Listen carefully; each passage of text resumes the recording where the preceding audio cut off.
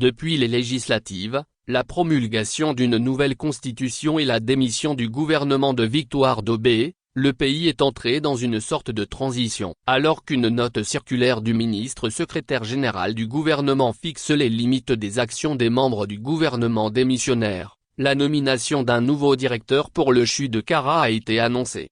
Selon un arrêté du ministère de la Santé, co-signé par la directrice de cabinet, Midam Ebakak, M. Vorouk Assetina, administrateur civil et ancien chef de la division audit et contrôle interne, a été nommé directeur du centre hospitalier universitaire, CHU, de Kara, en remplacement du Dr.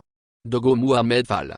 Cette nomination contraste avec les directives établies dans une note circulaire de Madame Sandra Johnson, ministre secrétaire générale du gouvernement. En effet, pendant la période de transition, les ministres démissionnaires doivent se limiter à la gestion des affaires courantes jusqu'à la formation du nouveau gouvernement. Ainsi, sans l'autorisation du chef de l'État, ils ne peuvent faire de nouveaux engagements financiers ou budgétaires, engager de nouvelles procédures de passation de marchés publics, commencer ou inaugurer des activités non entamées avant la démission, même si celles-ci avaient été programmées antérieurement.